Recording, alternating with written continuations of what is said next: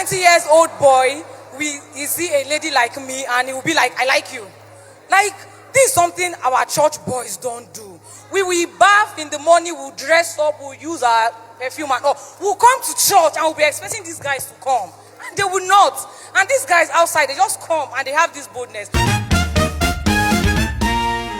Basically, because the church boys are not coming to us, the church girls, it's not relating with us, it's making the whole work difficult for us women, because we are the one that will wait for the man to come, because we cannot go after a man.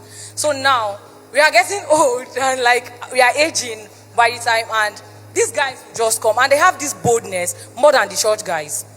I don't know if they smoke those their stuff. They will just, you see a guy of 20 years. Come. Yeah. Come close, come. You said they will smoke something. Talk to Like, what I'm trying to say is where they get all their boldness from. Like, you see a guy talk to me about where they get it. That's why. Maybe from what they smoke, I don't know. Because I don't understand and why. Church boys don't smoke those They don't smoke, so I don't know, because the boldness is not there. So I don't know why a 20 years old boy he see a lady like me and he will be like, I like you. Like, this is something our church boys don't do. We will bath in the morning, we'll dress up, we'll use our perfume and all. We'll come to church and we'll be expecting these guys to come. And they will not. And these guys outside, they just come and they have this boldness. So my question is, how do we cope with guys that they are spiritual, but they're just lukewarm, they are not all that spiritual, and they like us, and we, in the other hand, we are spiritual and we like Jesus, and it's very difficult to drag them to church.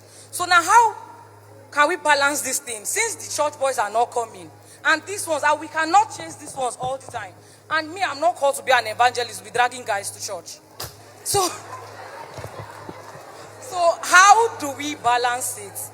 That's my question. Oh my God. And church boys, they think they smoke. All right, so let me attempt that issue. You see, church guys, our major problem is that, for instance, someone like me, I gave my life to Christ when I was barely 15. So I was just trying to start life when I gave my life to Christ. And then the way we were taught, don't touch a sister, don't play with a sister. You don't understand? Be careful. So the way we were raised as guys, it was such that we were not socialized. Many of us guys who grew up in church doesn't have what we call social intelligence, because church is not a place for socialization. Do you get it? We didn't grow in the world. We went to school. Even in school, there's school fellowship. So everything around us is about church. Then we get home, there's morning devotion. And then you finally end up going to university again, there's campus fellowship. Then we now leave campus fellowship, where again, brothers, everybody mind the way you behave, you don't touch sisters. So all those things makes us to be less sociable. And then we're not taught about how to communicate to sisters. First, don't forget that in the church, our desire, any desire for a woman, he that thinks about a woman in his heart has lusted after her. So first, the thought of a woman should not enter my heart. The moment it enters, I kill it.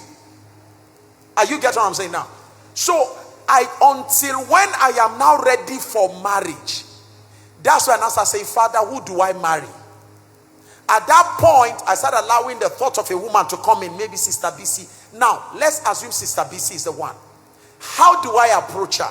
I have not been taught. Yeah. That is when most guys suddenly realize that their social intelligence is very low. Spiritual intelligence very high. They can speak in tongues around you, but just to tell you I love you, they don't know how to say it. So they'll be going around and be saying, Sister, can we pray together? Can we reach souls? Sister, can we? Look, sister, I sense a burden. God, I sense that God is calling us to reach nations. Who is we? You guys say that. So the only language that is bold to use, spiritual language. Yeah. So when I was going to propose to Mama, my wife, I invited her to our pastor's room and I told her, I said, hello, ma, my name is Samuel. She knows me as Pastor Sam. But when I was introducing myself, I said, I am Sam Oye. I said, you know, the first time I saw you, I look at your teeth, your dentitions. What's happening? And then I rounded up by telling her, I'll be so honored if you allow me. I want to tell you that I love you. My wife ran out. She just she ran out of the office. Because she couldn't believe that this is Pastor Sam talking as romantic boy.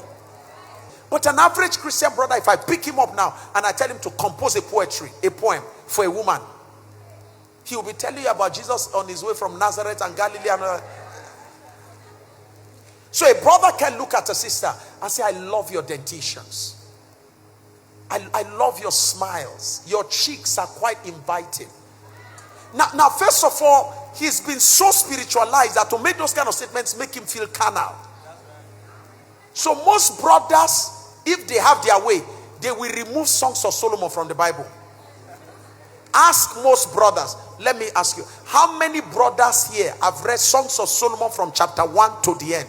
Raise your hand. Raise it properly. Look at that.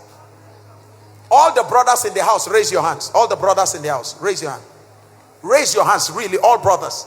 Imagine the numbers. You can see where I'm talking now, ma'am. And Songs of Solomon is a book that shows us the social aspect of a spiritual person. I went out to the street to seek the one whom my soul loved. What's happening? What is here?